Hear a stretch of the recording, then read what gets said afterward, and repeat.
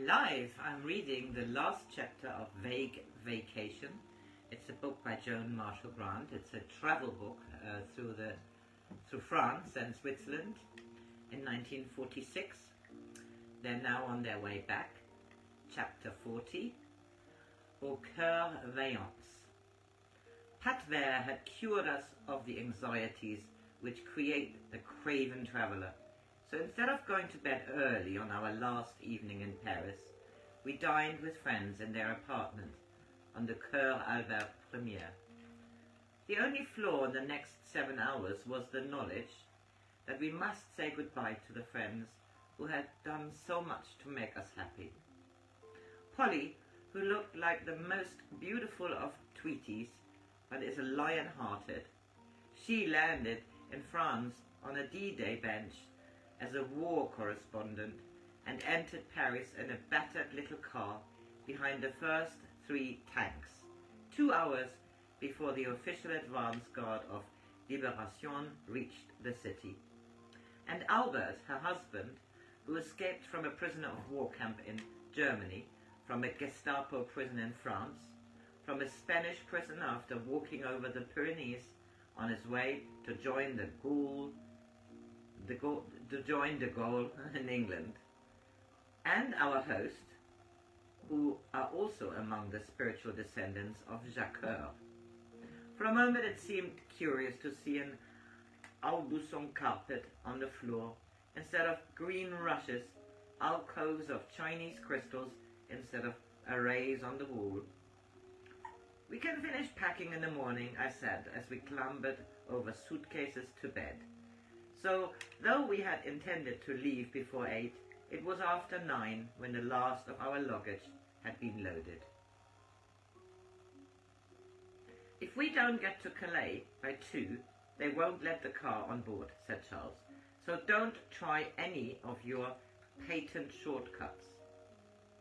Through the thin drizzle, I watched street names and was relieved that they coincided with those on the map. At least we need not be so unimaginative as to follow the same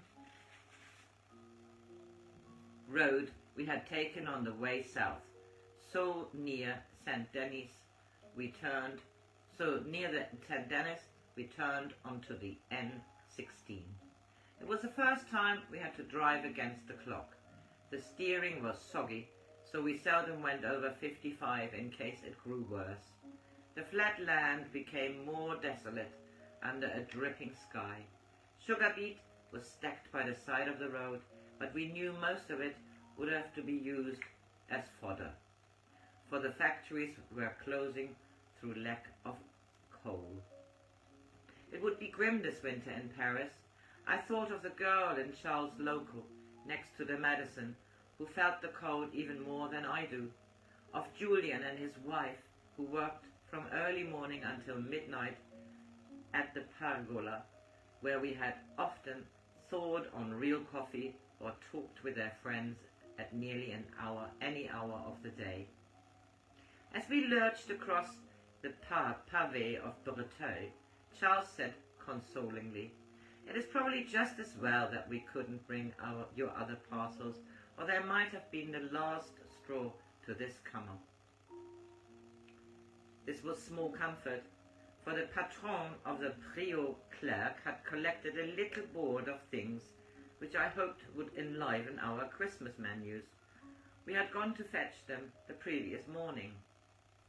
"Toussaint," said Charles as we stared sadly at the barred doors. "The national holiday, when everyone goes to the cemeteries with flowers and everything, shuts." "No green olives," I said. "No bottle of Grand Marnier." He sounded even more tragic. "Not even one of our 3 tins of Petit de Foie Gras. No tomato puree." "Why bother about tomato?" said Charles unfeelingly. "You don't have to invent ways of dealing with spaghetti. It would have been easier with something interesting to add to the sauce, and I needn't have hoarded francs to pay for them. And now all the shops are shut." It was now the 2nd day of Toussaint, but I had not lost hope of finding somewhere to buy a couple of bottles of brandy as compensation. I saw a piquerie on the fringes of Amiens and asked Charles to stop. "There is sure to be a better one nearer the centre of the town," he said, and drove on as fast as the bad surface would allow. But the town had no centre. Skeleton churches stood as monuments to the dead among rubble, which once housed their congregation. "Do you remember the old man who was the last survivor of his company at Verdun?" I said. "Am I likely to forget him?" He had been standing alone in a buvette, and a drunken youth had gone up to him to measure his moustache with a ruler.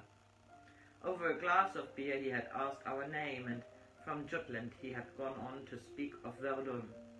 The youth shrunk out of the door as the voice of the man it had amused him to mock rang out. "Ils ne passeront pas." Then he said gently, "There are a few of us left to remember. Do not condemn too harshly those who could not believe that Pétain would lie." On through St. Paul, where even the signposts spoke of wars, Bethune, Cambrai, Arras, Armentières, and the French are still so determinedly gay, I said. They realize that it's one of the vital facets of carriage. Think of Madame Robert at the Louvre Castellet. Only a Frenchwoman would realize that in her own restaurant it is necessary to be dressed by Lavin. "Most English husbands would say it was a waste of money," said Charles. "I'm glad I invented a cocktail for them." "Coupe-gorge, you were feeling rather fierce that morning." "Of course, for we both had colds in the head, and it was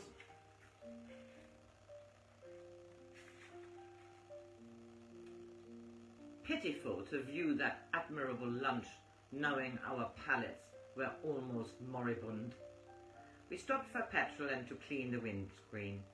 We were already sufficiently late to know that 15 minutes could make no real difference, so we had a rapid lunch in a cafe next to the garage and shared a bottle of wine with a woman whose daughter was at school in England. "You airmen are the sons of Saint Georges," she said. "I watched the crippled German planes coming back from England and knew that the war would not end until the Allies had won." "The English are honoured in France," I said to Charles as we left, "but I can remember when it was used to be Petit Albion if one ventured to discuss politics.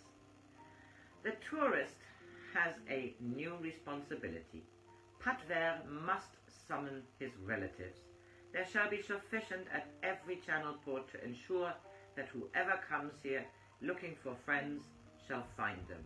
The rest shall be suitably harried.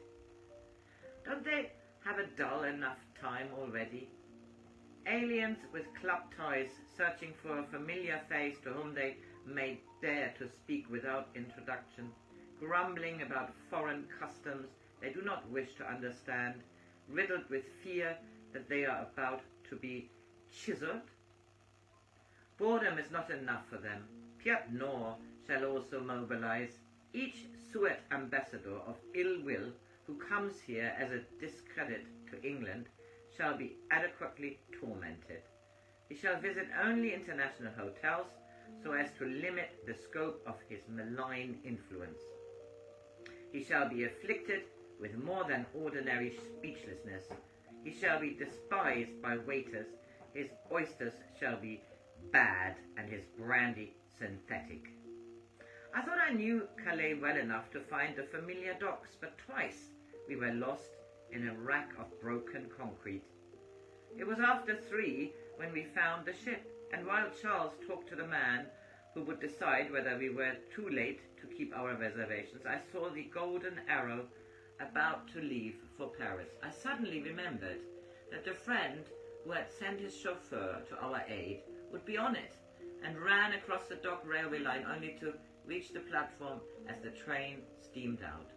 If Charles thought I had taken this little excursion for no adequate reason, he was too polite to say so, or else too busy affirming that we had a verbal booking, though nothing in writing except an out-of-date return ticket from Boulogne to Folkestone.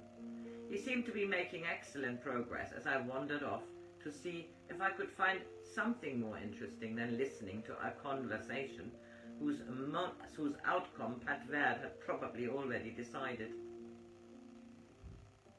I found myself outside a small buvette, deserted except for a barman and two preoccupied draughts players. "Have you by any chance a bottle of brandy?" I inquired of the barman. He had only quarter bottles in neat little flasks suitably for the queasy. The shelves behind him displayed nothing of interest, but Pat Verd said firmly, "Ask for champagne." Even Madison Crew in Paris had been able to produce only a solitary magnum, and for that we had waited a week.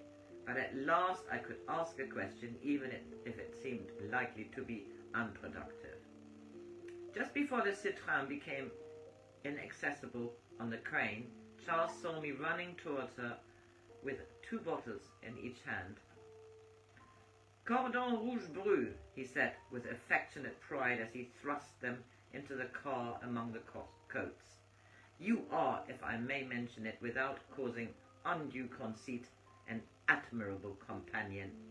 He went to join the crowd surging up the gangway. When I followed him, there was another bottle tucked under my arm. It would be indecent to leave these hospitable shores without drinking a toast, an unpardonable insult to use for the purpose a nip of inferior brandy.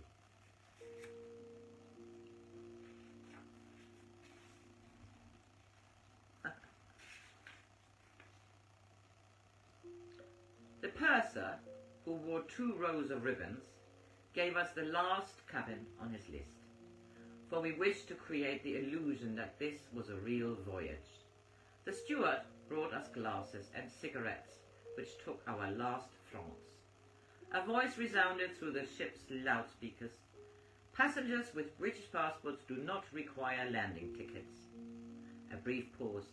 "Others will get them at the front end of the main deck on the right."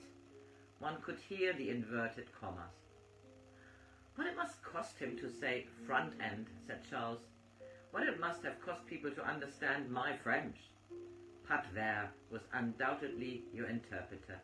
Nothing less could explain how ideas flowed so freely across a bridge, unsupported by grammar.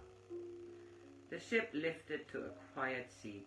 The ruins of Calais slowly receded into the mist. "Courage can also win the peace," said Charles. "Au cœur vaillant, rien d'impossible." For a valiant heart, nothing is impossible. There you go. That was Joan in France. I hope you have a nice Friday.